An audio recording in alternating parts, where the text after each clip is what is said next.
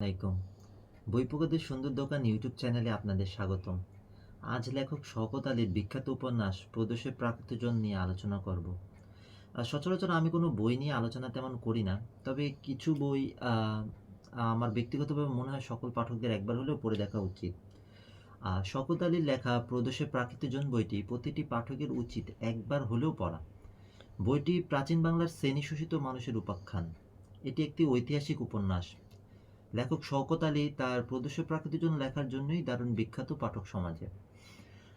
উপন্যাসটিতে আমরা একটা জিনিস পাই, সেটা হচ্ছে উপন্যাসটিতে দ্বাদশ শতাব্দীর বাংলা, যখন বাংলা শেষ রাজা লক্ষণ সেনের রাজত্বকাল প্রায় ক্ষীয়মান, তুর্কি মুসলমানরা বখতিয়ার খলজির নেতৃত্বে একের পর এক নগর জয় করে অগ্রসর হচ্ছিল যখন নদিয়ার দিকে, তখনকার রাজধানী নদিয়ার দিকে। তৎকালীন নিচু শ্রেণীর মানুষ তথা প্রাকৃতিকজনদের জীবন কথা, জীবন দর্শন এবং তাদের উপর চাপিয়ে দেওয়া শত বছরের শোষণ ফুটিয়ে তোলাই ছিল এই উপন্যাসের প্রধান উপজীব্য। উপন্যাসের কোনো মূল চরিত্র আমি এই লেখায় খুঁজে পাইনি। আমরা শুধু বইপত্র বিভিন্ন স্কুল কলেজে বিভিন্ন বইপত্র পড়েছি যে বখতিয়ার খলজি মাত্র 18 জন সৈন্য নিয়ে লক্ষণ সেনের রাজপ্রাসাদে ঢুকে বাংলা জয় করে। কিন্তু এত সহজে কিভাবে একটা যুদ্ধ জয় করা সম্ভব? বাংলা জয় কি এতই সহজ ছিল? তখনকার সামাজিক প্রেক্ষাপট কী ছিল? তখনকার জনগণের মনের অবস্থা কেমন ছিল?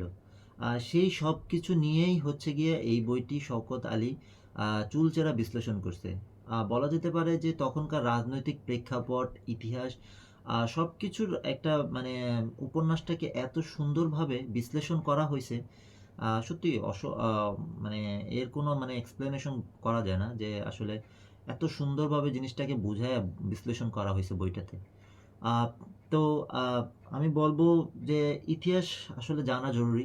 আর ইতিহাসটা যদি উপন্যাস আকারে হয়, সেটা আসলে আমাদের অনেক দিন অনেক সময় পর্যন্ত এটা স্মরণ থাকে। তো আমি সকলকেই অনুরোধ করব যে শওকত আলীর প্রদোষে প্রাকৃতজন বইটা যাতে সবাই পড়েন। হ্যাঁ, সবাই বেশি বেশি বই পড়েন, বই নিয়ে আলোচনা করেন। বইময় হোক সব পুরো দুনিয়া, পুরো বাংলাদেশ। ধন্যবাদ সবাইকে।